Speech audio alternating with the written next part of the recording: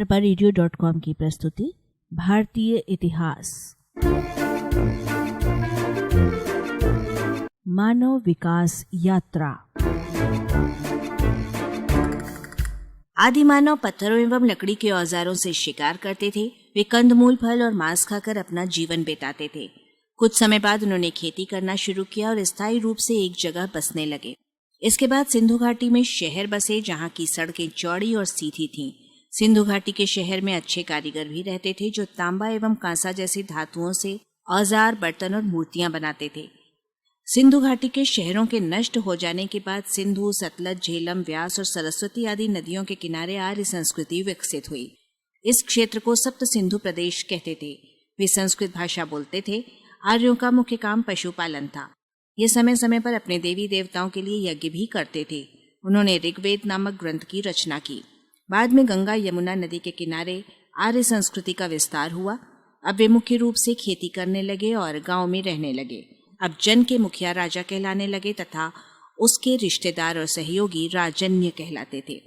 वे खेती करने वाले गृहपतियों से भेंट लेने लगे। वे बड़े बड़े यज्ञ करते थे। आज से लगभग 2600 वर्ष के पहले 16 महाजनपद बने। इनमें कौशल, वत्स और मगध सबसे शक्तिशाली महाजनपद थे। महाजनपदों में कुछ राजतंत्र और कुछ गणतंत्र शासन वाले थे। महाजनपद काल में धातु के सिक्कों का प्रचलन हुआ और व्यापार का विकास भी हुआ। गांव धीरे धीरे नगरों का रूप लेने लगे। इनमें उज्जैन, पाटलिपुत्र, वैशाली महानगर कहलाते थे। इन्हीं दिनों स्वामी महावीर एवं भगवान बुद्ध हुए, जिन्होंने जैन धर्म और बौद्ध धर्म की शिक्षाएं दी। कालांतर में यूनान के राजा सिकंदर ने उत्तर पश्चिम क्षेत्र पर आक्रमण किया। इसके बाद मौर्य साम्राज्य बना। इसी वंश में सम्राट अशोक हुए, जिन्होंने युद्ध के बदले धर्म एवं सद्व्यवहार के रास्ते पर चलकर लोगों के दिलों को जीतने की कोशिश की। उन्होंने अपनी प्रजा तक अपने विचार पहुंचाने के लिए पत्थर के खंभों एवं चट्टानों पर संदेश खुदवाए।